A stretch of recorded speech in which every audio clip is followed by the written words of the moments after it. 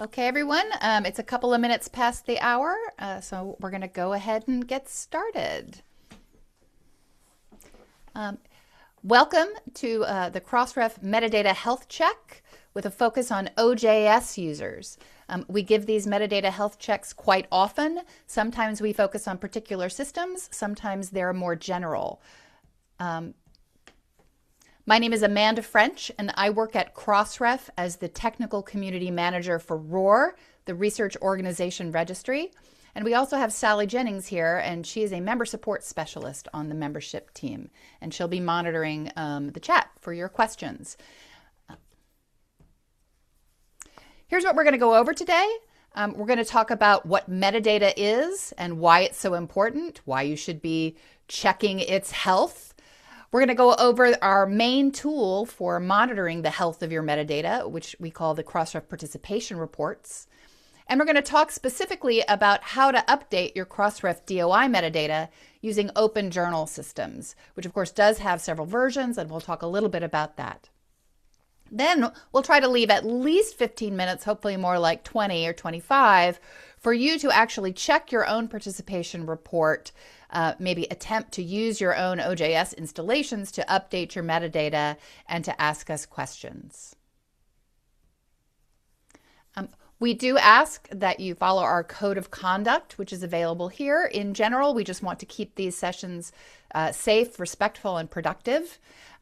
This session is being recorded, and we will share the slides and recordings after the meeting. We'll email them to everybody who is registered, and of course you are all attending, so you are all registered, so you will receive the slides and recordings afterwards. If you would like to get a certificate of attendance, you can certainly do that. Just email me at afrench@crossref.org after the webinar, and we will arrange for that. Okay, so we're going to begin by talking about what metadata is and why it's important.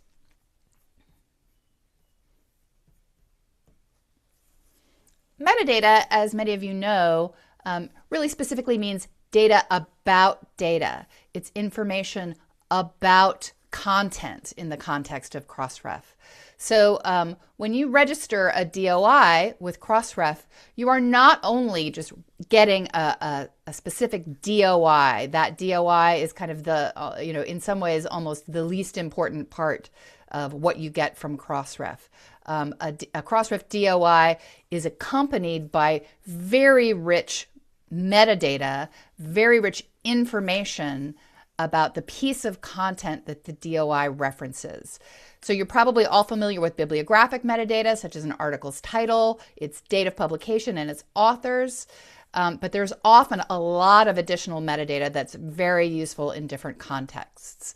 Metadata has been described as a love letter to the future. It helps future scholars and systems, as well as today's scholars and systems, understand as much as possible about a work, where it came from, who was responsible for it, and what can be done with it.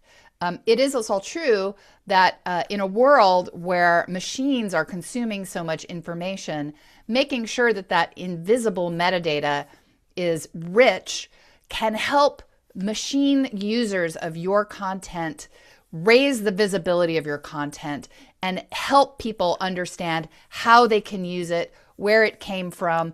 They can connect it to things like funding, connect it to other works. It's very, very important. It makes your content machine readable. So if you are here, you are probably already a Crossref member, or you are looking to perhaps invest in a Crossref membership. So this is some information about that. And of course, Sally is really the expert on here. As a Crossref member, you want to share this metadata, this information about your published content with the global scholarly community and the scholarly systems across the globe that consume your content. So this is how it works. You join Crossref as a member. When you do that, you're given a DOI prefix.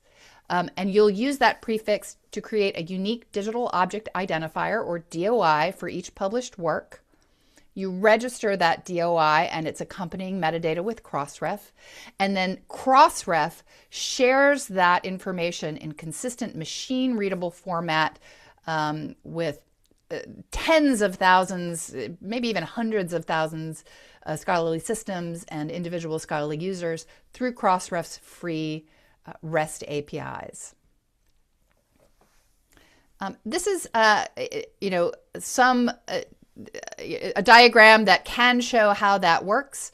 The Crossref REST API is relied on by a large part of the research information community and beyond.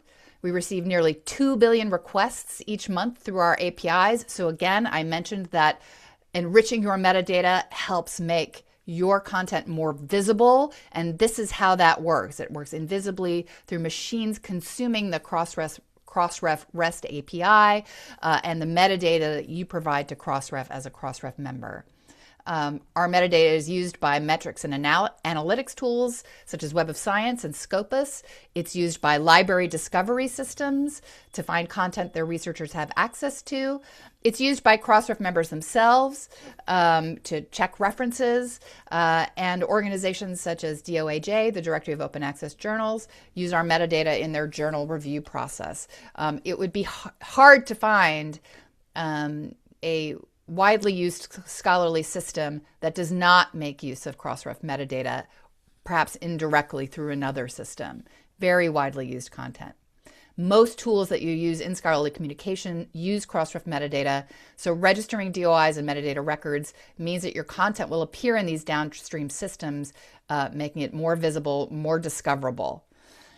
If you provide us with inaccurate or incomplete metadata, those problems propagate throughout the scholarly information system. So it behooves you as a publisher to make sure that that metadata is as complete and as accurate as possible so that all the kinds of systems we see here, all the parts of the research lifecycle can manage your content properly. All right, so we will turn now to the Crossref Participation Reports. We'll explain what they are and explain how to use them. Some of you might have seen this before, but it might be new to some of you. And I'm going to share here the link to get to these Crossref Participation Reports. We will have time at the end of the session for you to explore your own Crossref Participation Report. So for now, I will share the link, but if you wouldn't mind just watching me for a moment before going to this tool, this would be great. So participation reports help visualize member metadata by member. How much metadata is each member actually registering with Crossref? How complete are those records? It's a bit like a medical checkup. We've called these Metadata Health Check. So this is a tool to help you check the health of your metadata. The more metadata elements you include in the DOIs you register with Crossref, the more chance your content has to appear in one of those downstream systems, as I mentioned. So you can use participation reports to see for yourself where the gaps are in your organization's metadata. And maybe you can compare your performance to other organizations, other members. These reports are free and open to everyone.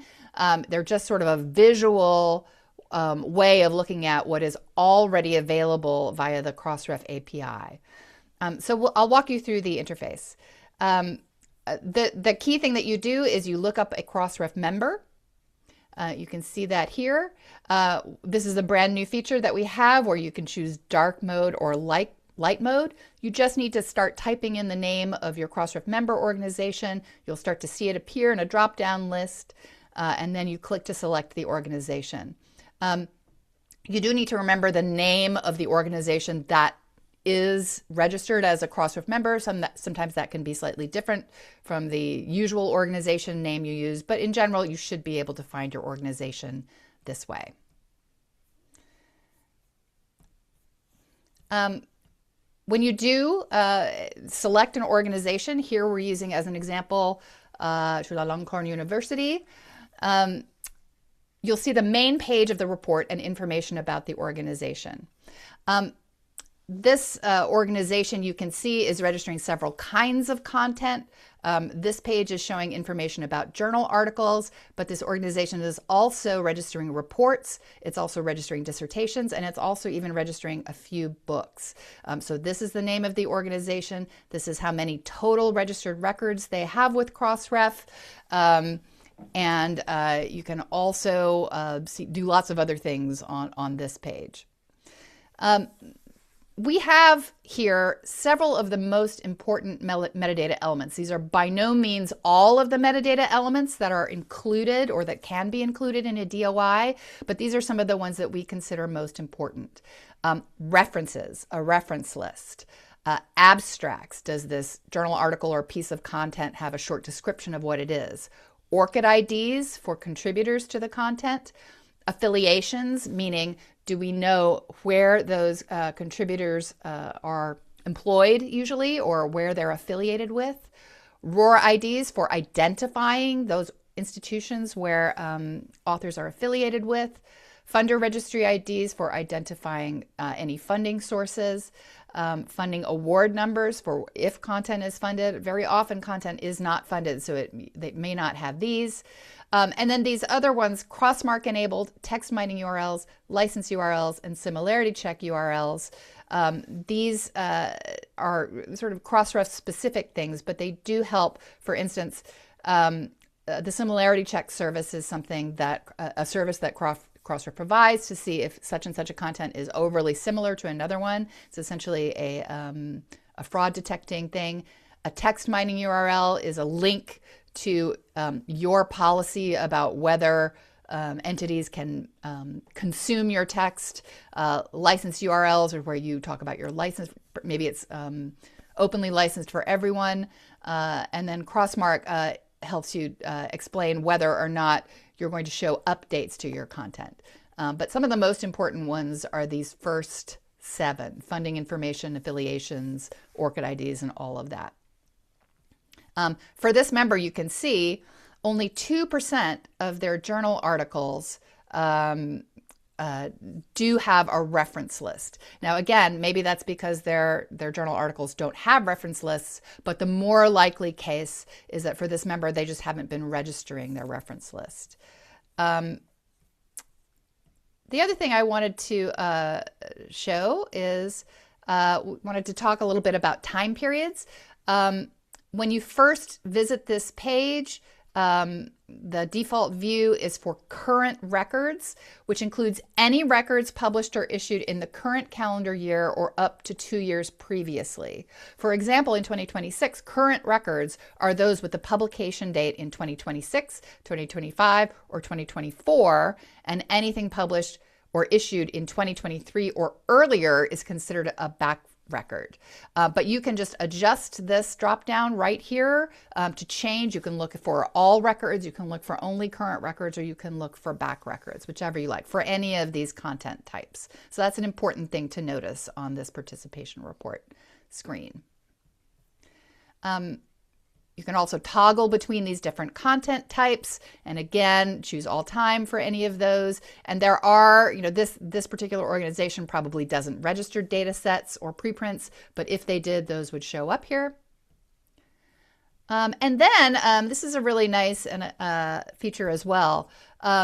As I mentioned, what you're going to be looking up is your Crossref member organization, but say that as a Crossref member, you publish multiple journals, you can use this participation report to check the metadata for individual journals using this box here. You can look up specific journals that are published by this organization here.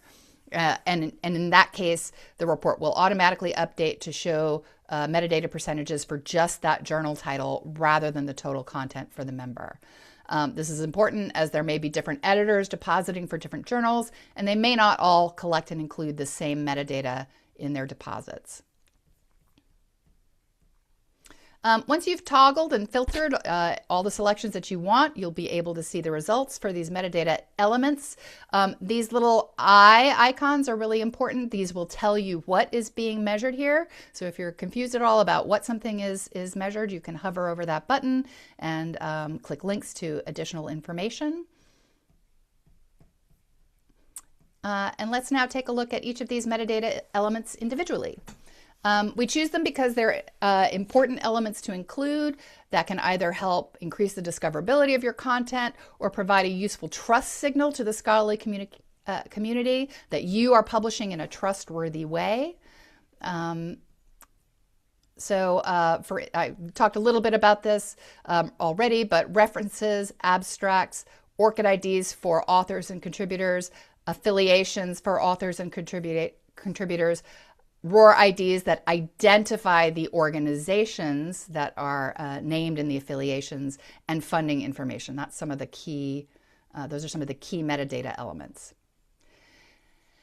Now, what we allow you to do here is to download what we call a gap report for each of these.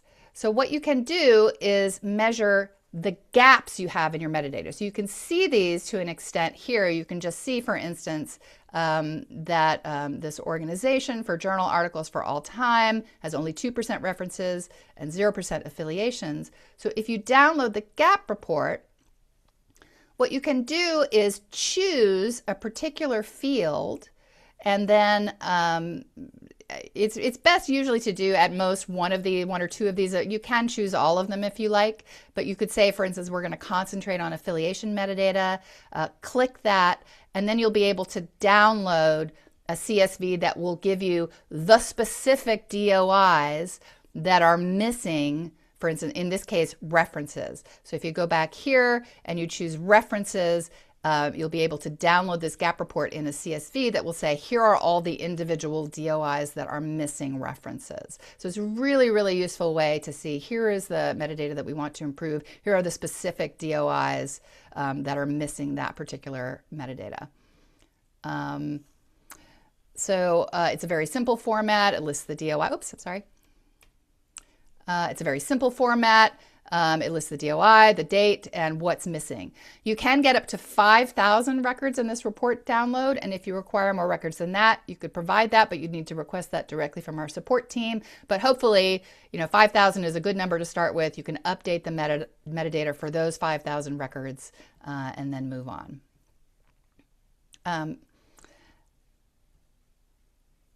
So let's actually move on. Let's hold on a little bit for questions. Let me see what's happening in the chat, if anything. And if you like, you can take a moment here to look up your own participation report and ask any questions about that.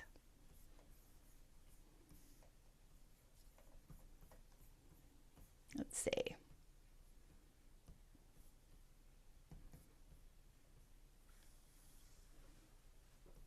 URL. Participation reports. It looks like people are just going to that URL.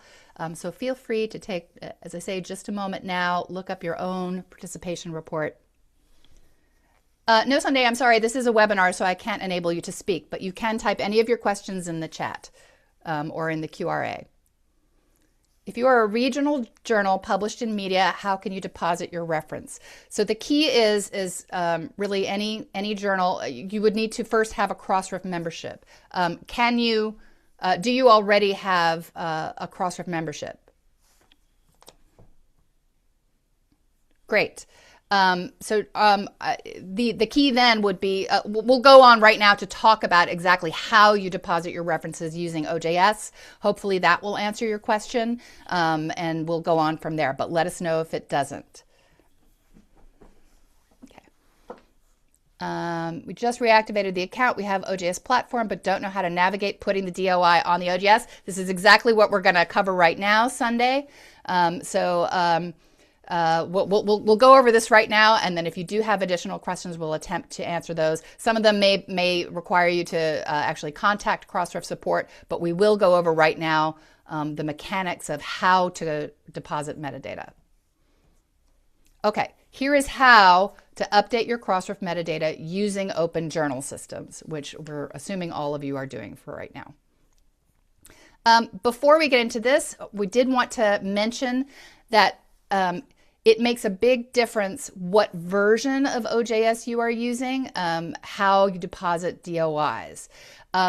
We asked in the registration form which version you are using. Most of you are using version 3.4 and version 3.3, which is good. Version 3.5 has been released fairly recently, and version 3.5 is currently the version that we recommend. We understand that many people have not yet updated their OJS installations to 3.5, but they will plan to. Hopefully, and we do think that there are many improvements in 3.5. It has been designated by PKP as the long-term support version, which means that it's going to be the recommended version for the next 3 to 5 years. So we will go over how to use versions 3.3 and 3.4 to register and update DOI records with Crossref. But we do recommend that if you can, that you update to 3.5 when you can. So Yajit, I see you're asking how we upgrade OJS. I will give you some links about that. That is really a question for OJS, and I think Emily has provided one as well. There are very specific technical instructions about upgrading OJS. You will need a technical administrator to do it, but we do think it's worthwhile. Meanwhile, however, we will go over how to update your existing DOI records using OJS in order to increase these metadata percentages that you can find on the Crossref Participation Report. Now, if you have not yet registered any DOIs with Crossref, we'll touch on that a little bit, but we can provide you additional support about that. So one key thing is we did want to talk a little bit about fees. There is a general fee for being a Crossref member, and there's an initial charge to register a DOI, specific DOIs for each individual DOIs. We try to keep these very low, but we do want to emphasize here that there is no charge for updating the metadata on an existing record. These are totally free. So when you are in OJS, if you want to update your metadata using the techniques we're going to show you, all you need to do is find the relevant DOI, which you can get from that downloaded CSV, unpublish the record, update the missing metadata, and then republish.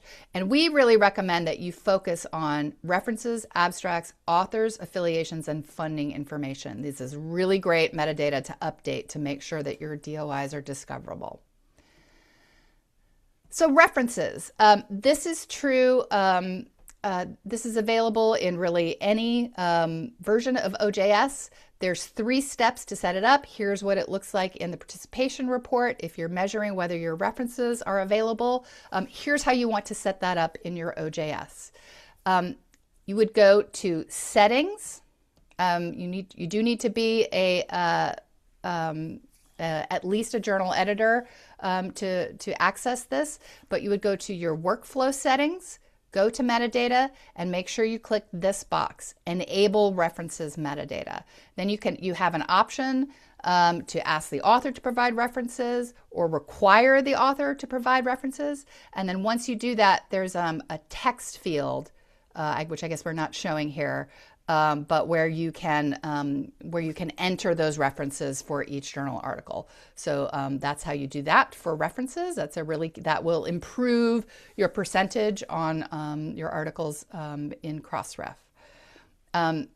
If members are not sending references, it's because this box in OJS is not ticked in workflow settings. So please try to find that. You next need to enable the Crossref reference linking plugin. So again, you need to be able to manage the settings on your journal. You go to plugins, you click website, and then you need to make sure that you've got this references plugin. Oh, here's the box that I was missing before. This is where you just paste in a list of references, and then those are automatically extracted and added to that DOI. So this is how, once you have an existing DOI, you would add references to it. You need to make sure that you can collect references and that you have this plugin enabled. Now let's talk about author and affiliation metadata.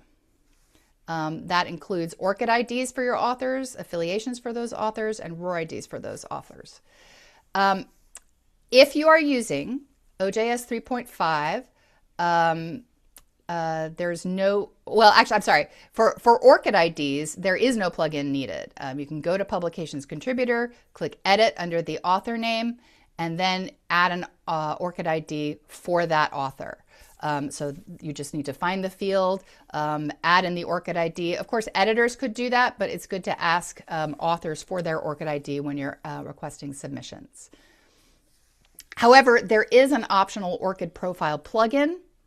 You don't need this plugin just to add ORCID IDs into your author metadata, but if you want to go further, it gives you more functionality. It lets contributors authenticate their ORCID ID so that you know that this ORCID ID belongs to this person. It displays authenticated ORCID IDs on the article, and it enables members to claim articles in their ORCID records, which authors really love to do. So here's what those authenticated ORCID IDs look like when they're displayed on the other end of an OJS installation. And that's really key. We'll go on to author affiliations. This is quite different in 3.3, 3.4, and 3.5, but here you can see how it works in 3.3 and 3.4. In 3.3, there's an existing field for each contributor where you just type in the organization that the author is familiar with. In 3.4, it's behind a little thing called More User Details. So again, it's just like this author is affiliated with the Oxford University or Harvard University or wherever it is. There are some issues with affiliation metadata and OJS. We often get questions from OJS users asking us, we've been adding affiliations, but yet our affiliation percentages in the participation report are at 0. And that is because there are some bugs in some earlier versions of OJS with sending affiliation metadata to Crossref. So this is one of the reasons we recommend upgrading to 3.5 if you can, is that even sometimes when you're capturing that affiliation metadata, if you haven't upgraded your OJS platform, that may not be making it through to Crossref. However, if you do continue capturing it and then you upgrade your OJS, that will feed over into Crossref.